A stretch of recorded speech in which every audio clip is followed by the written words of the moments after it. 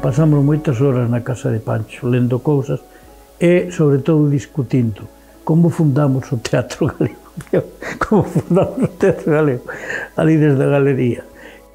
Temos que facer o que non está feito, eso foi o que propuxemos. E facer o que non está feito, que non estaba feito, non había publicacións. Que non estaba feito todo o teatro que coñecíamos, e coñecíamos moito porque o limos, non valía para a nosa época. Estaba falando de outras cousas. Había obras que había que tomar e guardar e manter. Unhas cuantas que había que manter. E depois había outras que podían ser a base da modernidade que queríamos nós, non? Pero despois había outras tamén que eran modernas, como podía ser as de Seoane, por exemplo, pero que tiña un galego aínda moi así, moi o que saltaba, porque na Argentina, vivir na Argentina tantos anos e estar fora da aldea, saltar dunha cidade a outra cidade máis grande, pois era difícil poder ter un galego máis ou menos creíble, que o lise galego. Eu quería ir pasando estadios. Un era o Teatro Circo, que era teatro independente, pero forte con todas da lei. Nada de carricoche, dicir, coller a furgona e andar por España adiante, por onde fose, pumba, facendo teatro. Ten comunicación con toda a península, menos co Levante, que foi tardío. E entón, despois, dixen a segunda función, Pancho, eu quero comprar local. Sin local non podo estar tranquilo, porque un sitio de onde non nos boten, porque cousas van nos seguir prohibindo, pero que non poden botalos no sitio. E no sitio que na Coruña daquela era moi barato, compramos un local, que foi o local da Escola Dramática Galega. Tiña para 2 teatros, e encima unha oficina, e encima, se queríamos construir, dábanos para un corredor. Bueno, seña que ali cursos, obras de teatro, funcións, de todo, almacén, había de todo. E oficinas, onde tiñamos ao principio a biblioteca, logo pasamos abaixo. Entonces, collimos unha amiga que traballara con nós no teatro, que tiña unha situación difícil. Collimos ali empregada fixa, estivo na oficina atendendo aquilo, porque o da escola xa era moita actividade. Como se organizaba a cousa? Dramáticas, didácticas e estudos teatrais. Na Coruña houve a programación de teatro independente español máis ampla de español e galego que houve en toda Galicia, porque no local da Caixa de Aforros, que tiñan para eso, exclusivamente para as funcións, o local da Ronda de Nelle. E eu estaba na organización deso, éramos uns cuantos, pero poucos, que ademais pouco tiñamos que movernos. Pagaba a Caixa, sabíamos máis ou menos o que había que pagar. Dicíamos a Caixa, veñen tal... E entón viñeche todo Dios, desde Goliardos a... Mira, o maior interés tiñan Goliardos. No primeiro espectáculo que vin de teatro independente, que se citaba como tal, que era dos Goliardos, Juan de Buenalma, e facían ali 1000 gamberradas. E ali eles o que facían fora coller a obra aquela para meterse con todos cantos símbolos encontrasen, que tivesen algún recordo do mundo que nos tocara vivir. É dicir, do mundo de caudillaxe e demais. Entón eran todas blasfemias políticas, e claro, aquilo era moi forte para, sobre todo cando és novo, toca dunha maneira moi especial, e sobre todo porque estaba feito con arte. E despois que eran todos moi distintos entre sí, había unha anarquía, unha especie de anarquía, organizábanse moi ben a hora de traballar, e despois fora traballan moi diferentes entre sí, tiñan os seus rifirrafes, os seus líos, os cuales, isto e outro, e máis alá, pero a hora de traballar estaban cumplindo unha función que sabían que era importante. E mira que o teatro dura un día, non? Pero queda grabado, ás veces queda grabado para toda a vida, cando hai sorte. Entón, ese é o que conseguía o teatro independente. En Esperpento organizamos no 72, no 73 e no 74. Eu organicei con Dorotea 72 e 73. No 74 nós xa estábamos en Madrid, pero había iniciadas unha serie de trámites e se fixeron tamén primeiras, segundas e terceiras jornadas de teatro. Eso fun eu porque estaba nun lugar privilexiado que se chamaba Asociación de la Prensa, donde había posibilidade de relación ca alcaldía, con a Caixa de Aforros a un nivel tal e tal. E entonces a Asociación de la Prensa organizaba unos ciclos de conferencias, que era moi típico en aquel momento. En unha ocasión organizou un ciclo de conferencias con un cura que deu unha conferencia ao redor do teatro. E no coloquio de esa conferencia, de pronto, non sei como se produciu a historia. Non sei se eu fixe unha pregunta ou un tal, e se por que non se organizan unhas xornadas de teatro en Vigo. E alguén me dixo, pois organizas. Dixo que dixo, ups. Dada a pobreza e aillamento que había aquí, de pouco teatro, pero aillamento total, a idea das xornadas desta xente, se queres, máis maior, con máis experiencia, saliu, pois, o de traer aquí compañías de teatro de todo o Estado para, pois, por un lado, aprender nós deles, por outro lado, crear públicos, non? E, por outro lado, relacionarte con unha serie de xente que en aquel momento quedaba moi lonxe, non? Esa foi a primeira idea das jornadas de teatro, foi esa. Eso foi no ano 72, por certo, un ano antes que a Mostra de Ribadavia. Aquí se fixo eso. Bueno, aquí, se queres que fale un pouco das jornadas, aquí viu, pois, o máis florido, granado do teatro español, non? Naquele momento, o teatro independente, me refiro, teatro independente, que é unha figura moi importante. Teatro independente como independencia do poder ou contra o poder, non? Aquí estuvo Gonzalo Pérez de Olaguer, José Monleón, Pepe Struch, Juan Diego, me olvidarei de moitos, José Luis Gómez. Aquí estuveron actuando todas as mellores compañías de todo o Estado de fora, porque aquí estuvo o Teatro Negro de Praga, aquí estuvo os Bonecreiros de Lisboa, algunha compañía de teatro argentino, e despois de aquí, pois, Dagol Dagón, els Joglars, els Comedians, o mellor de todo, Denoc, A71, moitísimas compañías, sería moi larga a lista, non? E iso deu como lugar, pois, un florecemento, sobre todo do público. O público enchía todos os sitios onde se facía teatro. Xa fora no Teatro Salesianos. Bueno, aquí hubo actuacións no pabellón de deportes das Travesas, o sea, un sitio que ten unha capacidade para 5 ou 6.000 personas. Rafael Alberti e Nuria Esper deron un recital de poesía no pabellón de deportes das Travesas, cheo absoluto. O Teatro Negro de Praga actuou aquí no García Barbón. Nos Salesianos actuaron els Joglars. A xente, o pequeno auditorio que tiña la Caja de Ahorros Municipal de Vigo, aquel momento, aquelo era cheo absoluto, había que estar ali 2 horas antes para poder entrar. Eso creou unha dinámica de públicos, axudou moito as compañías de teatro de aquí, e abriu moito campo para ver, pois, todo o que se facía por aí, non? Eso tamén deu lugar, bueno, pois, a un debate, porque, se te digo, ao ano seguinte saíron as mostras de teatro de Ribadavia centradas no teatro galego.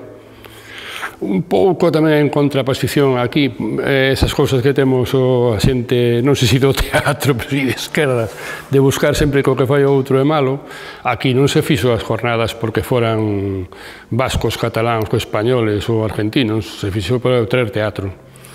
Ali, como se facía o teatro galego, parece que os daqui estábamos contra o galego. Non era así, en realidade. De feito, non poucos anos despois, se fixo aquí outro apartado que eran as mostras de teatro galego.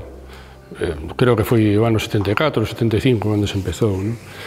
Pero non tiña nada nin contra Galicia, nin contra o galego, nin contra nada. Era simplemente aprender. Nunca houbo un exercicio tan intensivo de formación teatral como que foron esas xornadas. Eu non fixen, nin sei se alguén fixo unha enquisa de entre o público que estivo ali, cantas persoas quedaron marcadas e souberon o que era o teatro a partir dese momento.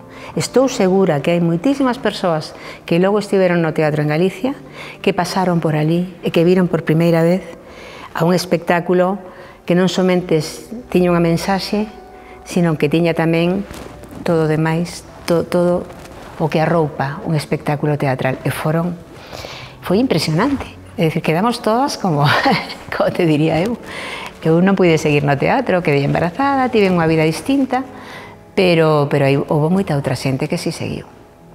Foi unha grande escola, non podemos negalo. E hai que recoñecer unha cousa. Vigo nese momento tiña un benefactor que era a Caixa de Aforros Municipal de Vigo. Era. Se non chega a ser pola aposta que fixeron no seu momento para que isto fose posible, de onde? De onde? Pero alguén tivo que ter a idea de que esa era a lectura que había que facer de como facer teatro nese momento de historia. E se uniron esas dúas circunstancias. O teatro independente era un teatro que se definía en oposición ao teatro comercial e que tiña como característica fundamental o seu concepto cultural. Así como o teatro comercial, sobre todo o madrileño, non tanto o catalán, eu non o sabía por entonces, seino agora, pero o teatro madrileño comercial era moi comercial, é dicir, un sentido do negocio moi claro e moi contundente, e do cultural, non? O teatro independente tiña na súa esencia o concepto do teatro cultural e do teatro como servicio público. Eses eran conceptos clarísimos dentro do teatro independiente que chocaban totalmente co teatro comercial do momento. Unha cosa que chocaran e outra cousa é que non se entenderan e non houbera puntos de contacto que si salen a colación vos lo contareivos, porque eu son un dos que transitou nos dous ámbitos, no teatro independiente e no teatro comercial en Madrid. Pero o teatro independiente tiña ademais a itinerancia como forma de funcionamento e a furgoneta como estética, decía, a estética da furgoneta, porque as escenografías tenían que haber na furgoneta e me parece que foi, non sei se foi Margallo ou alguén así, definiu a estética do teatro independiente como a estética da furgoneta, non? Entonces, ese espallamento do teatro co concepto do teatro servicio da cidadanía e sobre todo a servicio do povo, entonces utilizaba máis este término que o de cidadanía, ese era o concepto do teatro independiente, que por outro lado tiña xa entonces, é dicir, el teatro independiente viña de antes e cando chegamos a Madrid xa tiña algunhas cuestións que empezaban a verse que funcionaban, por exemplo, si a itinerancia, pero empezaban a darlle voltas á posibilidade de unha certa estabilidade, porque se entendía que a profesionalidade, que era outro digamos, das bandeiras do teatro independiente, toda a xente, os políticos, o teatro comercial, etc., consideraban que non era teatro profesional, que eran aficionados, porque no fondo, primeiro, eran sociedades culturais, eso estrutural, vamos, administrativamente. Segundo, non podían facer, en principio, máis de unha representación. En aquel momento, legalmente chamábanlle teatro de arte e ensayo. Entonces, te daban unha autorización para hacer unha función e xa todas as que fixeras desa obra a partir de aí, todas eran ilegais. Solamente a primeira era legal si te daban autorización. Claro. Entonces había tamén, bueno, isto non se facía en ningún caso, e se facía moitísimas funcións. Eu fixe moitísimas as funcións na época do teatro independente con Pequeño Zoo que despois en Galicia e en todas partes, ¿no? Eu recordo salir de Madrid en Sira por exemplo, con unha versión del Principito, era un texto infantil, unha versión del Principito que fixemos en Pequeño Zoo, salir de Madrid e non regresar en 3 meses, e seguir de función en función toda a comunidade de Extremadura, Galicia, Asturias, País Vasco e volver. E logo Valencia, Andalucía e volver, é dicir, unhas iras inmensas. Unha vez fui convidado á Bienal de Venecia, a estar ali toda a Bienal. Estar todas as mañás, din unha conferencia de 3 horitas. Non eran conferencias, eran leccións, unha especie de leccións, non sei como se chamaba. Entón falabas eso de teatro independente, da forma de nacer, de como fluía de fontes moi diversas, sobre todo de ansiedade para explicar o teu mundo e de ver que o teu mundo se quedaba atrasado respecto de Europa. Iso xa era outra cousa que a min non podía soportar, sobre todo que Galicia que quedase aí. Nos anos 70 eu creo que é onde aconteceron os fenómenos máis importantes, porque xa se comezaba a consolidar, ou xa estaba consolidado o teatro independente e aínda non había a intención de ser ricos, aínda non había a tentación de ser ricos e de ser artistas nun minuto por invención propia, como pasou aquí, supoño que en todos os lados. Aquí apareceron de repente os grupos chamándose compañías, bueno, cada un que se chame como queira, pero supoño que si é por imitar os de Madrid, pensando que os grupos son grupos de pobriños e as compañías son grupos comerciais, non?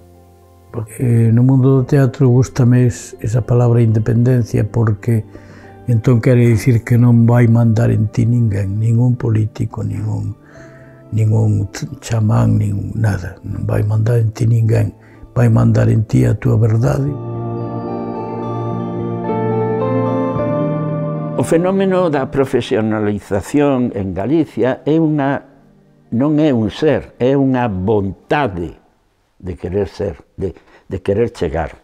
Sabíamos que había que profesionalizarse. O problema é que non sabíamos como. Díxome Manolo, oye, mira, vouche escribir aquí un monólogo con textos de Cunqueiro, con textos de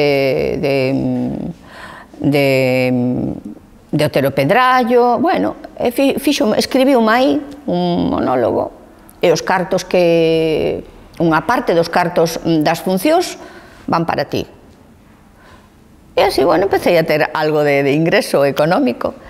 E foi, digamos, o inicio da profesionalización, porque, paralelamente, pois, tamén en Santiago, tamén había xa, sabes, un remuíño de decir, joder, estamos traballando aquí, estamos aquí invertindo moito tempo, invertindo cartos, pois, vamos a probar. Foi un pouco en paralelo, non fun eu solamente, foi tamén eu creo que foron primeiro incluso os de Antroido, os que iniciaron ese camiño. Entón García Marcos e Roberto Vidal se unen. Recordo no seu momento tamén nunha tasca que no Formigo, que incluso Roberto me dixera que a Menedo, vamos a facer teatro, e tal. Dixen, no, Roberto, eu non podo, a min vou seguir con Magán e nada máis, porque pareceme que Magán este, e aparte eu xa estou traballando, non podo. E xa aí se crea o xermen de Antroido, que despois era o primeiro grupo profesional, o cual todos estábamos xa pendientes de que saliera para arriba, claro, no seu momento. Roberto Vidal para min era unha persona dunha dimensión tremenda a nivel teatral, a nivel europeo, para min. Cando botan a Roberto do banco, que facemos, que non sei que, entón Roberto e eu, bueno, falamos, e Rodrigo e tal, falamos, vemos que hasta ese momento que as funcións que facemos co grupo de Teatro Antroido que levamos a autocar, que íbamos 15 ou 20, porque éramos compañía, e máis as parellas, e non sei que, non sei cuánto, que comíamos, ceábamos, dormíamos nos sitios, eran os sitios os que pagaban todo iso, non? Entón, cando foi que nos quedamos sin ingresos, digo nós, porque na casa onde vivía eu tamén, non os ingresos que eran os de Roberto, pois pensamos que podíamos intentalo, é dicir, en vez de ir así, montar un espectáculo máis pequeno, máis non sei que, non sei cuánto, e cobrar, pois non sei se eran 15.000 pesetas ou 17.000, non sei exactamente. E nos fixemos do Laudamuco, como mínimo o primeiro ano, 40 funcións. Entón, aquelo, bueno, a nós sempre nos dou de comer. Os ingresos de tal organización, tal concello pagaba tanto, pois se quitaban os gastos e o que quedaba tamén, da parte dos gastos, unha base, un fondo para o grupo de teatro, para a compañía, e o resto se dividía a partes iguais. Eu sempre tive unha relación con Roberto, porque Roberto sempre foi bastante independente e fixo teatro que lle saiu das narices, fixo moi ben. E cando non tiña diñeiro para contratar, facía bonecos. Roberto, desde moi novo, tiña unha liña estética clarísima, determinada, non? Determinante. É dicir que Roberto sempre desde novo escribiu moi ben, e iso marcaba moitísimo o teatro que facía. Nos, nun principio, cando foi iso, Loli, nos tomábamos como poder vivir do traballo, do que un fai. E logo, por suposto, reivindicar a profesionalización, vamos, que non me lo quita ni Dios.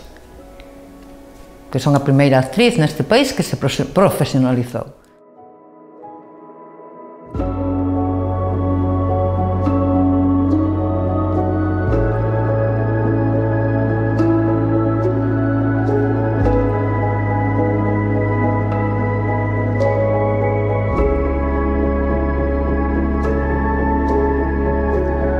Necesidade de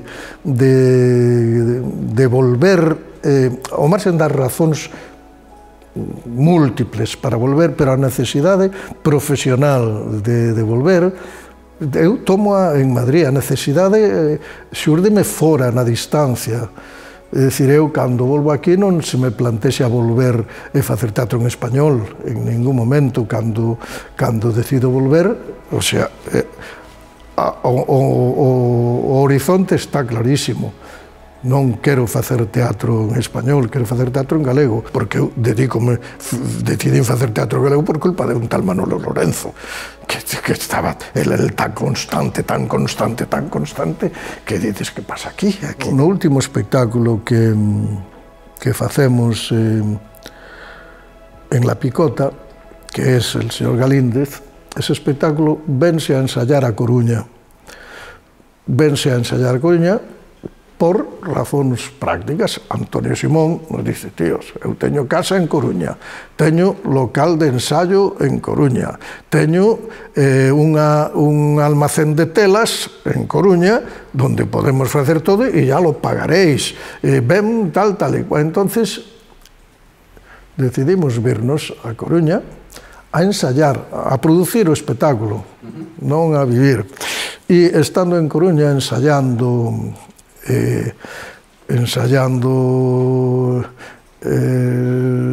tal, sí, ensayando el señor Galíndez, sí, é cando se produce o accidente de Dorotea. E entonces, eso conleva moitas cousas, un ano de paro casi, todo ese proceso, nos vamos para Madrid, aí retomamos, non sei cuantos, e un ano e pico despois aparece unha circunstancia, bueno, ven a transición, tal, non sei cuántos, cambia a perspectiva política e bueno, chega un momento en que uno dice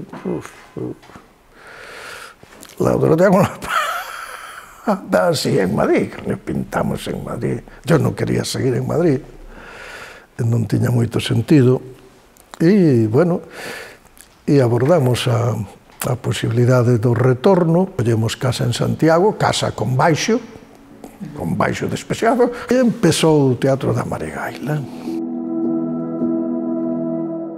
Montamos Troula, efectivamente a importancia de Antonio bueno, é fundamental,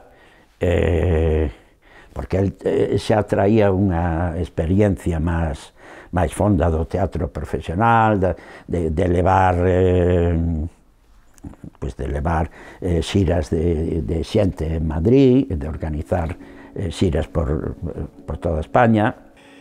E a min me chamou Manu Pérez Aguilar para estudio de teatro. Estudio de teatro son os que crearon Pipirijaina e era unha asociación que controlaba todo o teatro independente de España. E era a que os coordinaba, distribuía, buscaba funcións, buscaba xiras. Estou falando do ano 75, 74, 75, por aí. No estudio de teatro, pois coñezo a todo o mundo, a todas as compañías independentes do momento. Era o que mandaba. Cando eu teño 27 anos, meu pai ten 77 anos, e miña nai 10 anos menos, 67. Son maiores. Nesa época son maiores. Eu estou en Madrid e miña nai, chorando, eu levo en Madrid 3 anos, desde o 74 ao 77. E me chama un día chorando, teu pai está morrendo, tes que vir, teu pai está morrendo, tes que vir, e que faz? Pois tal como está isto, vamos a traballar en galego, facer unha compañía en galego e vamos a movernos fundamentalmente en Galicia, a ver que pasa. E entonces, aí empezamos, pues, vamos a facer unha compañía, porque nós xa éramos profesionais, xa levábamos tempo, non había volta atrás. E eu xa tiña relación con xente que facía teatro, xa tal, e falo con Roberto. Algúnha reunión, ou tal, en Ribadavia, ou aquí en Santiago, viña ás veces, tal. Estamos facendo isto, Robert, tal. Vamos fazer unha compañía profesional. Roberto estuvo dándolle voltas. Vamos facer unha compañía profesional en galego. Nos profesionales xa traballábamos. E dándolle voltas, e coño, a próxima vez que nos vemos, eu tamén me vou a dedicar a isto profesionalmente, porque ele traballaba nun banco. E dice, pois eu tamén me vou a dedicar profesionalmente. Había un tipo que facía todo o ano, traía compañías de teatro a facer funcións profesionais de fora e aficionadas de Galicia. E entonces nos contrata para facer a Roberto e a nós.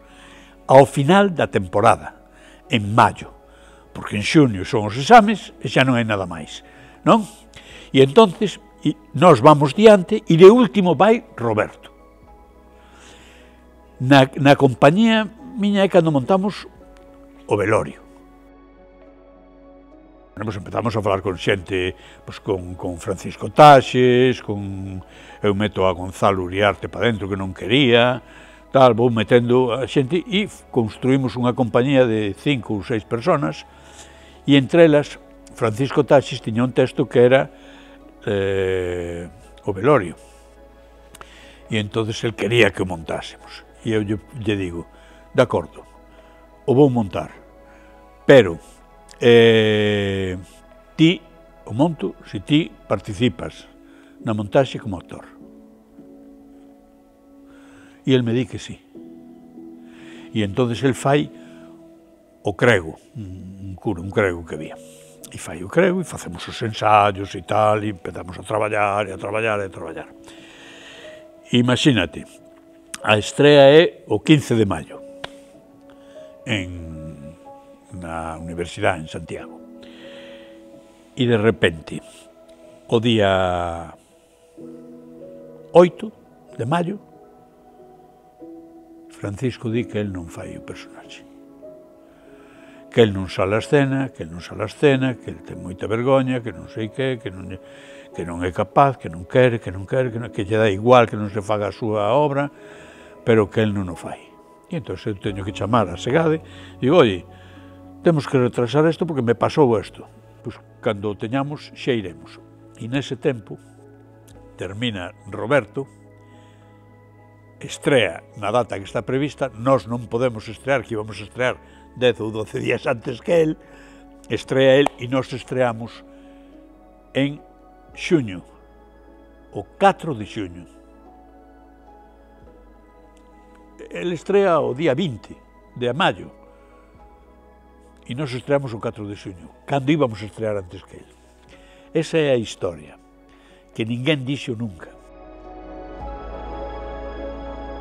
Cando chegamos a Madrid con a idea de profesionalizarnos, donde rápidamente nos acollen é no Teatro Independiente, pero inmediatamente, sin ningún problema. Nos chegamos a Madrid con compañía, chamábase Pequeño Zoo, que logo lo cambiamos por Teatro Zoo. E mantivemos esa compañía en Madrid, era unha compañía que todo o mundo sabía que proviña de Ferrol, e máis, en aquel momento as compañías, a forma legal de existir era sempre ou eran asociacións culturais ou tiñan unha asociación cultural que as arroupaba.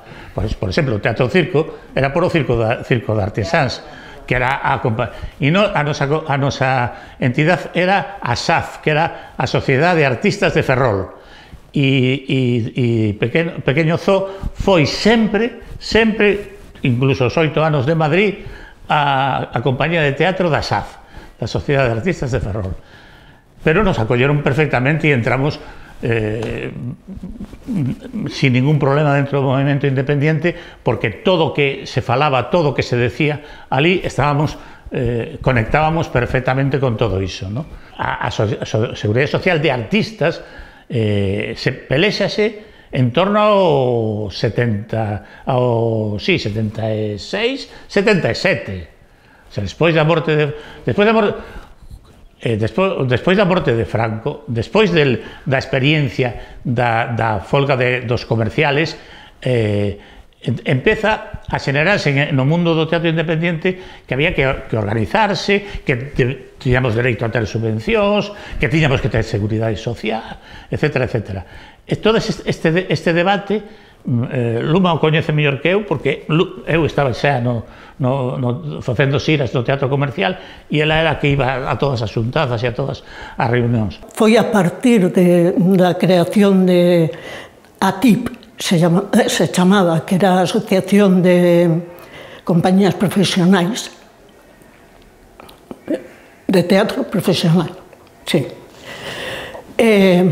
Bueno, a partir de aí empezan a xuntarse as compañías, empezan as reivindicacións, porque naquel tempo non había seguridade social nin de artistas, nin de nada. Entón estábamos moi deixados por todo ese tipo de temas, non? Foi unha das reivindicacións, esa. Casualmente, polo ano 1977 ou por aí, foi cando tivo Dorotea o accidente que a deixou moi mal dunha perna para sempre, se vos lembrades. E que lle rompeu a saúde durante moito tempo, non? Entón, eso tamén, digamos que mobilizou moito para insistir no tema da seguridade social e como eran compañías totalmente descapitalizadas, non tiñamos nada, tiñamos a furgoneta e punto, non? Pois se lle pediu tamén ao Ministerio que se fixese cargo do total da factura do Hospital de Dori, porque Dorín non tiña seguridade social. Entón, eso tamén se conseguiu. É dicir, que pechámonos no María Guerrero para conseguir todas estas cousas, pedir unha subvención global para todas as compañías que nunca tiveran subvención de 17 millóns. Que dicíamos ou 17 millóns ou nada, ou nada. Hai que aguantar 17 millóns ou nada. Ou sea, nada. No 75 morre Franco. Entón, aí empeza a transición, non? Moitas compañías na preautonomía, de Valencia, de todas partes, non? Que xente que estábamos ali en Madrid, como por exemplo Antonio Simón, que tamén estaba, Juan Cejudo, que tamén estaba en Madrid naquel tempo, pois de repente como que as cousas empezan a diluirse un pouco, non? O tema do teatro independiente, que en realidade dura pouco tempo máis, tamén, en certo modo, por isto, non? Pola preautonomía, pola posibilidade de ir traballar. Todos nós tiñamos experiencia profesional, certo control dos circuitos dos sitios, entonces tomamos a decisión de vir. Eso é algo que algunha vez hai que contar, o papel do PSOE, que aínda non gobernaba, pero gobernaría, e xa veía que iba a gobernar, obrigando, bueno, pois se queréis ser profesionales, o que tenéis que tener é unha empresa. Esa expresión hai que verla, porque hubo un momento en donde nos debatimos, e algúns que perdimos, entre eles eu e Antonio tamén, dentro do mundo do teatro independiente, que non queríamos facer empresas, porque a partir no primeiro ano Andrómena era tamén unha asociación cultural, non dependía, era unha asociación cultural, Antroido igual, e había un proceso de profesionalización, e o PSOE, moi organizado, aínda sendo oposición, pero xa a piques de entrar no goberno, dice, bueno, pois se queréis ser profesionales, o que tedes que ter é unha empresa. E aí hubo un debate donde as compañías en que se transforman. Asociacións culturales non pode ser en empresas ou en outra cousa, ou en cooperativas. E hubo un movimento cooperativista que perdimos, en donde estábamos eu e Antonio e Roberto tamén, de certo, dixemos, bueno, pois nós vamos a montar unha cooperativa, e montamos unha cooperativa de compañías, que é Teatro do Estaribel. Logo saliu como salira, pero ese era o objetivo. Pero en o País Vasco é onde nace DENOC, que foi unha cooperativa inicialmente. Nos considerábamos que non podíamos ser empresa, porque non tiñamos ánimo de facernos ricos, de negocio, non queríamos relacionarnos con negocio, queríamos que se fixera, que hubiera un concepto en donde, claro, cooperativas, por exemplo, cooperativas de traballo, parecíanos ben esa fórmula, ou algo similar, pero empresas non, pero tivemos que facernos empresas porque o PSOE empeñouse. Hubo bastantes que pensamos que non, que por que é sociedade limitada? Non temos ánimo de lucro, temos ánimo de non perda, pero non de lucro. Pero ganaron a opción empresa e por aí, pues claro, porque este concepto, porque parece unha tontería, logo se transforma en unha legislación. Logo toda a legislación vai en función diso, dese concepto, non vai en función de que son unha cooperativa de traballadores.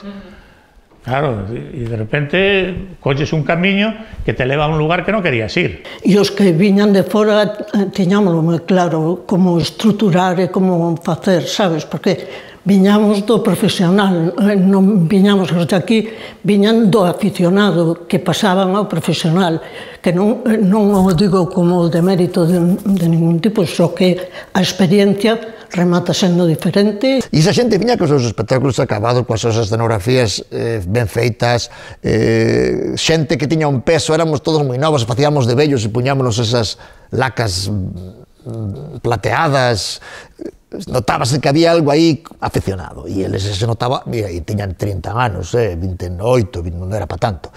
Entón había por unha parte esa admiración e esa aceptación dese rigor e dese peso que tiñan, pero ao mesmo tempo veñen nos pisar aquí o territorio, e había como esa pequena pugna.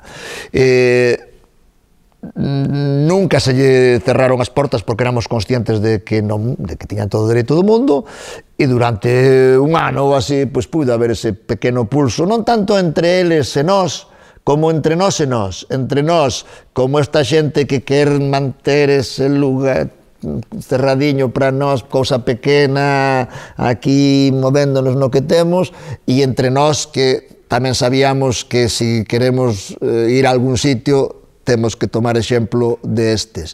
Depois había aquela cousa que un discurso de, claro, estiveron por aí afora e agora veñen aquí porque hai unhas institucións que empezan, bueno, normal, viñan porque aquí empezaba a ser máis fácil encontrar...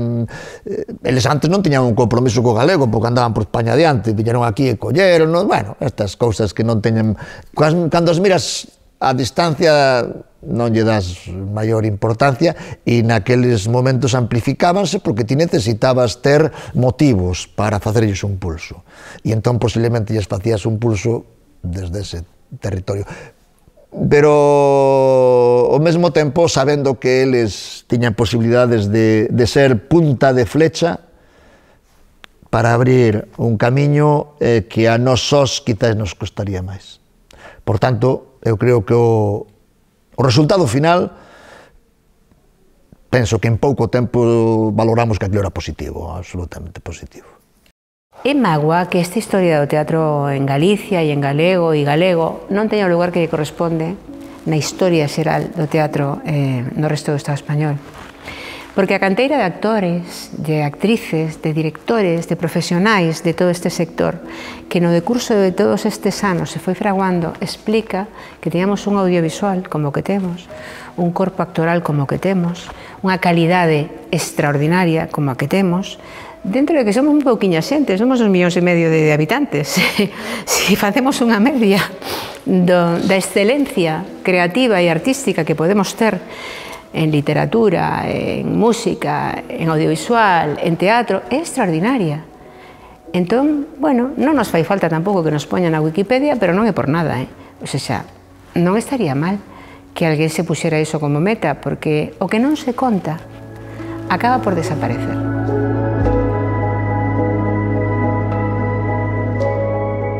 Ribadavia podíamoslo coñecer un pouco, porque íamos ali, miralas, era o sitio onde mirabas teatro, e ademais, fíxate que Ribadavia xa naceu como algo moi mítico, é curioso, porque as cousas tornanse míticas con un pouquiño de tempo, non? Mira, pero fíxate que Ribadavia empezou no 73 e nós no 76 xa considerábamos Ribadavia como un lugar o que se non ías e que non estabas bautizado, non pasaba era o río Xordán para todos nós, e nós que fomos, creo que no 76 a toda Ribadavia, a partir dese momento considerábamos que éramos xentes de teatro porque xa estiveramos en Ribadavia, e ías a Ribadavia como quen peregrina efectivamente sendo musulmán a Meca.